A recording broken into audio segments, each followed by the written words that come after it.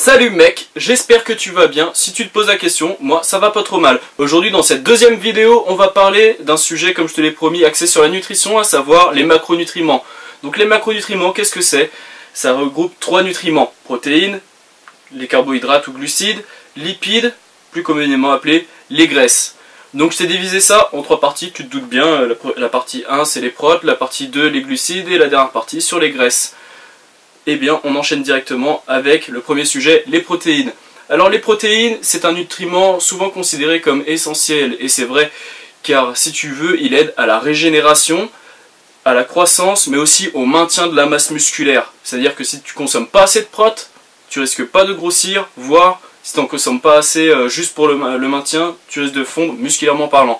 Alors pour les sédentaires, le grammage, c'est 0,8 g jusqu'à 1 g de protéines par kilo de poids de corps. Donc un gars de 75 kg, il prend 75 g de prot par kilo de poids de corps. Donc fais juste attention. Si tu prends par exemple, je sais pas, 75 g de blanc de poulet, ça va pas te faire 75 g de prot. Tu regarderas au dos des emballages, tu as les tableaux nutritionnels avec tout ce qui est répertorié sur les macronutriments et un petit peu plus aussi d'ailleurs. Ou autrement, tu as les applis smartphone ou également sur internet. Voilà, tu choisis ce que tu préfères. Alors pour les sportifs, c'est de 1,2 à 1,6 g de prot par kilo de poids de corps pour le maintien de la masse musculaire. Voilà, tu te trouves bien, tu es bien dans ta peau, tu prends à peu près ça. Pour maintenant, une PDM, tu prends 1,6 jusqu'à 2 g par kilo de poids de corps. Donc pour grossir. Et pour maintenir ta masse musculaire en période de sèche, tu prends 1,6 à 2 g aussi, comme pour la PDM. Bon, pour les grammages, je t'invite à bien rester dans ce que je t'ai donné. Parce que si tu veux, si tu consommes un peu plus que les grammages, plus de 2 g par kilo de poids de corps, là tu es en excès. Et tu sais bien, rien n'est bon dans l'excès. Donc la graisse, à savoir si c'est en excès, elle va être soit éliminée ou bien stockée. Donc si c'est éliminé, tu te dis, bah il n'y a pas de problème. Mais ça fait un petit peu de gâchis quand même. Mais si elle est stockée, si tu veux, ça fait dans les protéines, tu as ce qui s'appelle des acides aminés. T'en fais pas, si t'es pas familier avec le terme, je ferai une vidéo bien là-dessus où je t'expliquerai en détail les acides aminés. Mais les acides aminés, si tu veux, ils doivent être enlevés des protéines pour que les protéines soient stockables. Ça s'appelle la désamination. Et la désamination, qu'est-ce que ça fait en fait? Ça va enlever les acides aminés pour qu'ils soient stockables, mais cette transformation de prot en graisse pour stocker, ça va relâcher une molécule qui est assez toxique pour l'organisme, qui s'appelle l'ammoniac. Je pense que tu en as déjà entendu parler. L'ammoniac, du coup, elle va devoir être éliminée de ton système, tu vois. Et quand tu vas aller au chiottes, tu vas pisser, normalement, tu devrais renifler une petite senteur ammoniac. Donc là, ça veut dire que tu as un régime vraiment hyper protéiné. Et l'ammoniac, elle passe par les reins, le foie, et le cœur va mener une suractivité. Ou du coup, si tu veux, ça affaiblit ton cœur, ton foie et ton rein. Enfin, tes reins. Mais si tu t'en bats les reins, bah, juste le foie et le cœur. Donc voilà à peu près pour les dangers. Pour les sources de protéines, essaie de considérer toute source de protéines, qu'elle soit d'origine animale, végétale. La meilleure source de protéines, c'est la viande, parce qu'elle contient tous les acides aminés essentiels pour une bonne diète, si tu veux.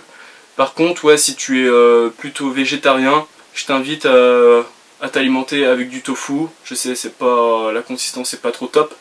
Ou alors du soja. Mais c'est le fermenté quand même, préfère le fermenté. Si toutefois tu n'aimes pas ces deux choses-là, tu t'orientes vers une autre source de protéines végétales et tu peux l'accompagner de céréales, les tubercules, dont ce qui est manioc, patate, et aussi les légumineuses, histoire d'avoir toujours un bon ratio d'acides aminés. Voilà, donc ça clôt la première partie sur les protéines. On enchaîne directement avec la seconde partie, les glucides. Alors deuxième partie, les glucides ou carbohydrates si tu es anglais. Et si tu veux, les glucides ou alors les sucres, si tu préfères, elles apportent de l'énergie indispensable à notre organisme. Après un repas, il va mettre en réserve, en particulier le glucose, il va être stocké sous forme de glycogène. Donc à jeun quand tu manges pas, eh bien cette énergie mise en réserve va être diffusée dans le corps. Le glucose le glycogène, excuse-moi, va être relâché en glucose pour que nos cellules soient alimentées en énergie tout simplement. Alors les besoins en glucides. Les besoins en glucides, c'est 3 à 7 grammes de glucides par kilo de poids de corps. Je fonctionnerai toujours comme ça le long de la vidéo, hein, par kilo de poids de corps, le grammage, tu vois. Si tu veux en maintien, donc tu consommes à peu près ça, ou alors pour une PDM, prise de masse. Si tu veux, tu consommes à peu près entre 3 et 7 grammes par kilo de poids de corps. Donc après, ça dépend de la morphologie, hein. Si tu prends par exemple 5 grammes et tu n'arrives pas à prendre, bah, tu pousses jusqu'à 7. Et inversement, si tu galères, si tu vois que tu prends trop de poids à 5, bah, tu cut back un petit peu. Pour la sèche, eh bien, ça va être différent, ça va être moins. 2 grammes à 4 grammes par kilo de poids de corps. Donc après, comme tout à l'heure, tu adaptes. Là, je vais te parler de l'index glycémique. L'index glycémique, ça va t'aider à te situer à peu près sur les types de glucides. Donc les types de glucides aussi, je te fais une petite parenthèse là-dessus, il y a 2 types de glucides. Il y a les glucides simples, donc les gâteaux, les bonbons, les sneakers, bref, tout ce que tu mangeais au goûter en rentrant de l'école devant les Razmoquettes, tu sais bien. Et aussi les glucides complexes, donc les légumineuses, les tubercules et les céréales, on ne les présente même plus. Pour l'index glycémique, alors ça, comme je te l'ai dit, ça va t'aider à te situer à peu près sur le taux de glycémie. Donc le taux de glycémie, c'est quoi? C'est la glycémie, excuse-moi, c'est le taux de sucre dans le sang. Et si tu veux, plus ton IG est haut, donc l'index glycémique est haut, et plus ton organisme va devoir relâcher de l'insuline. Et ça va te faire des pics d'insuline. Bah, si tu veux, quand tu vas consommer une barre de Mars, ça a un IG assez élevé, et du coup tu vas subir un pic d'insuline. Donc qu'est-ce que ça va te faire? Tu vas avoir un coup de pompe. Donc pendant un moment tu vas être super bien, et ensuite tu vas avoir un grave coup de pompe parce que la glycémie va se relâcher brutalement. Alors essaie de favoriser les aliments à IG bas pour pouvoir assurer. Tu vois, tu prends une banane par exemple avant l'entraînement pour avoir la patate. Et voilà. Par contre, là j'ai un petit peu développé, mais j'ai pas exploré tous les terrains.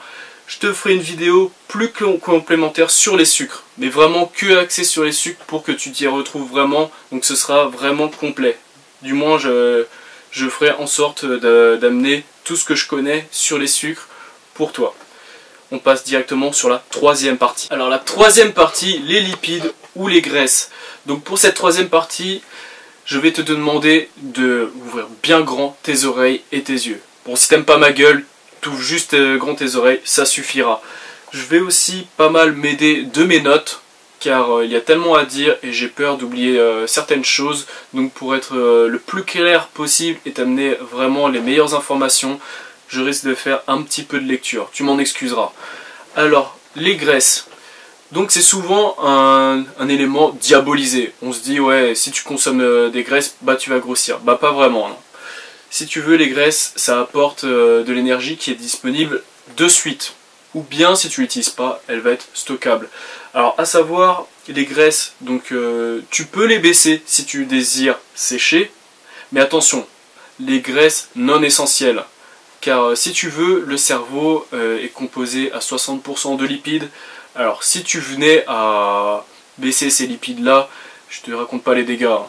Et en plus, si tu les baisses, tu prépares le terrain aux inflammations, aux blessures, donc bref. Essaie de garder quand même un bon niveau de lipides essentiels. Et d'ailleurs, c'est sur ce sujet là qu'on va bifurquer tout de suite. Donc tu as plusieurs types de lipides. Tu as les acides gras insaturés, les acides gras saturés et les acides gras trans. On va direct voir les acides gras insaturés. Donc en acides gras insaturés, tu as les acides gras polyinsaturés. Tu as donc, ou dites essentiels, Donc tu vas les reconnaître d'ailleurs. Tu as les oméga 3, en polyinsaturés je dis bien, les oméga 3. Donc les oméga 3, tu en retrouves dans le poisson, dans les poissons gras. Tu vois, tout ce qui est saumon, hareng, maquereau, bref, tout le bordel là. Je vais vite fait lire un petit peu. Alors, voilà. Donc les fruits de mer, langoustes et huile de colza. Alors si tu veux, tu dois avoir un apport de 2 grammes d'oméga 3 par jour. Voilà, 2 grammes, c'est pas grand chose. Hein. Et si tu veux, ça va être super bien pour la santé, car les intérêts des oméga 3, je cite, ils sont utiles pour le système cardiovasculaire, en particulier en limitant le risque de thrombose, car ils luttent contre la formation de caillots. Voilà, c'est vraiment intéressant pour être en bonne santé et donc pour être plus performant. Il y a aussi en autre polyinsaturé les oméga 6. Pareil, je pense que ça tu connais. Pour le dosage, 10 grammes par jour environ. Et pour les sources, je te les cite. Tu as l'huile de tournesol, de pépins de raisin, de noix, de germes de blé, maïs, soja. Voilà. Les intérêts, ils permettent d'augmenter le taux de bon cholestérol. Bah oui, parce qu'il y a le bon et le mauvais. Et attention, pour que ces deux acides gras offrent au corps tous leurs bienfaits, il est important de respecter un bon rapport entre les deux. Il faut environ 5 fois plus d'oméga 6 que d'oméga 3. Voilà, donc tu as fait le calcul, 2 grammes d'oméga 3, 10 grammes d'oméga 6. Voilà, c'est pas trop compliqué. Et alors, les oméga 3, je sais pas si je t'ai dit pour... Si, je te l'ai dit, c'est bon, pour les sources. Pour les acides gras monoinsaturés. Donc c'est un acide gras non essentiel. Les acides gras monoinsaturés, alors c'est quoi? C'est les oméga 9. Donc tu en retrouves dans l'huile de tournesol, l'huile de cartame, olive, avocat, l'huile de canola. Leur intérêt, c'est assez étroitement lié aussi aux deux autres oméga qu'on vient juste de voir, à savoir réduire le risque de maladies cardiovasculaires en faisant baisser le taux de mauvais cholestérol et augmenter le taux de bon cholestérol. Donc ça réduit les risques de maladies de diabète de type 2. Alors, autre acide gras qu'on retrouve dans les lipides, c'est l'acide gras saturé. Tu as déjà dû voir ça sur le tableau nutritionnel normalement. Ça, c'est un acide gras assez dégueulasse en fait. Alors, ces acides gras sont d'origine animale. Donc beurre, crème, graisse de porc, de bœuf, de canard, d'oie, bref, tout le bordel. Ou végétal, huile de noix de coco, huile de palme. Consommés en excès, ces acides gras augmentent la synthèse de mauvais cholestérol, le risque de diabète, l'hypertension et donc les problèmes cardiovasculaires. Mais si tu veux, s'ils sont apportés de manière non excessive, toujours bien entendu, ils ont leur place dans une diète. Car si tu veux, je te lis ça tout de suite. Alors, s'ils sont consommés de façon raisonnable et accompagnés d'une activité physique suffisante, ils ont leur place dans l'alimentation humaine, ce que je te disais, car ces graisses composent aussi nos membranes cellulaires. Donc voilà, c'est pas non plus à bannir. Et de toute façon, pour bannir les acides gras saturés, bonne chance, parce que c'est un peu la croix et la bannière. Hein. Alors, pour les acides gras saturés, c'est fini. Les acides gras trans. Putain, là, ça rigole plus. Hein. Les acides gras trans, c'est des acides gras d'origine naturelle, sont les produits d'origine laitière et la viande. Je te lis un petit peu, je suis désolé. Hein.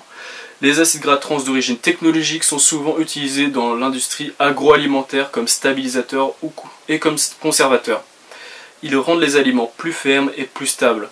On les trouve ainsi dans de nombreux produits alimentaires transformés comme les viennoiseries, les pizzas, bref, toutes les merdes et tout ce qui est dégueulasse pour un Saiyan. Donc évite de t'en approcher, tu vois. Alors, les effets des acides gras trans. Vous voyez, aussi on en retrouve dans la margarine, les barres chocolatées. Donc évite aussi ceci. Les effets des acides gras trans. Une consommation excessive d'acides gras trans augmente le mauvais cholestérol et baisse le bon. Ce serait con en fait si tu veux que tu consommes tous les omégas qui sont essentiels pour ta santé et que de l'autre côté tu casses tout en bouffant du saturé, du trans à profusion. Évite quand même, même si je sais que excuse-moi, je sais qu'aujourd'hui c'est très difficile de bannir ces acides gras dégueulasses, ces acides gras trans et saturés. Mais voilà, donc évite tous les aliments transformés, tu vois, les trucs tout préparés, t'oublies. Bon, si t'as pas vraiment le temps, t'es obligé de faire ça, bah tant pis. Hein.